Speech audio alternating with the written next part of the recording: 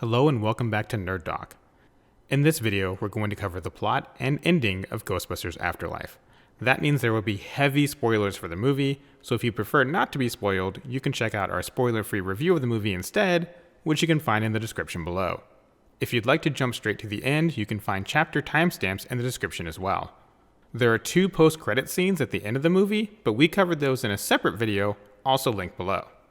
Ghostbusters Afterlife begins with a shadowy figure driving through the dusty roads of Oklahoma late at night with an invisible specter chasing him. He reaches a farmhouse and we see the person is Egon Spangler, although his face is slightly hidden. Egon has a ghost trap in his hand, which he uses to taunt the specter. He was trying to set off a trap in the ground in front of him, but the power fails and Egon has to run for his life. He ends up meeting his demise inside the farmhouse after hiding the trap under the floorboards. Flash to Egon's adult daughter Callie, who is being evicted from her apartment. She just learned of her father's passing, but she thinks he abandoned her long ago, so she's only looking to collect an inheritance check. She heads to the fictional small town of Summerville, Oklahoma, with her 2 kids, Trevor and Phoebe.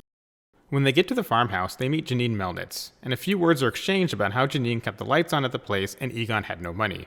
Unfortunately for some Ghostbusters fans, Janine is not Egon's wife. We never actually find out who Egon had kids with in the movie. Phoebe finds a PKE meter Egon dropped on the floor and takes it up to a room where a chessboard next to her bed is knocked over by Egon's invisible ghost. She picks up the chessboard, sets it up properly, then the family heads out to get food at Spinner's, which is very similar to a Sonic drive-in. This is where Trevor meets Lucky, who serves as his crush throughout the entire film. Later that night, Phoebe gets ready for bed and notices that a move has been made on the chessboard. This is Ghost Egon trying to communicate with Phoebe.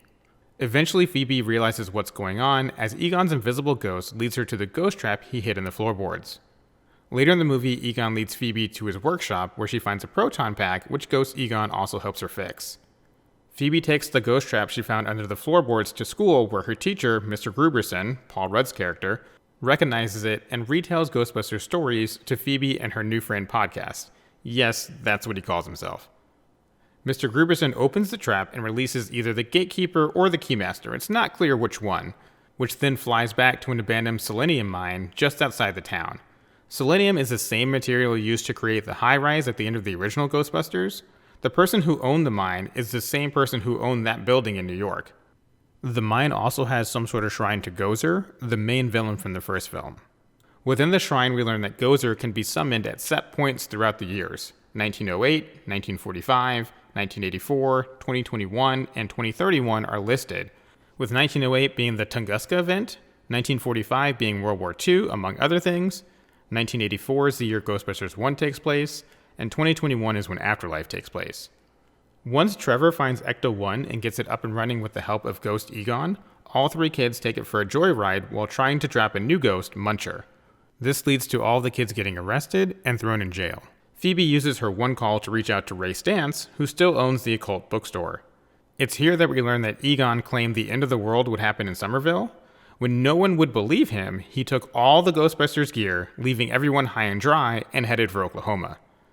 Ray was not over what he thought was a betrayal, but we also learned that Venkman went back to academia teaching marketing, and Winston is now a rich business owner in New York. Eventually, Gozer's terror dogs, the gatekeeper and keymaster, possess Callie and Mr. Gruberson and end up summoning Gozer just like in the original movie. The kids manage to trap the keymaster, freeing Callie. They then follow Egon's original plan and lead Gozer back to the farmhouse where Egon had buried dozens of traps under the ground. The power fails once again, but all 3 remaining original Ghostbusters show up with proton packs to help fend off Gozer. This time when Gozer asks if they're gods, they say yes. But it's still not enough to keep Gozer at bay. Finally, we see a fully formed ghost of Egon, the first time he's actually visible in ghost form, as he helps Phoebe with her proton pack, then stands next to the rest of the classic Ghostbusters as Trevor uses his proton pack to kickstart the power and set off the traps, sealing Gozer and her minions.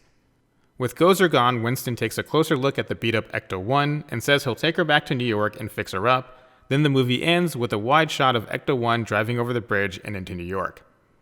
That wraps up the plot and ending of Ghostbusters Afterlife. If you'd like to learn about the 2 post-credit scenes, you can find a link to that video in the description below. Thank you for watching. If you enjoyed the video, please don't forget to like, subscribe, and share with a friend who loves Ghostbusters.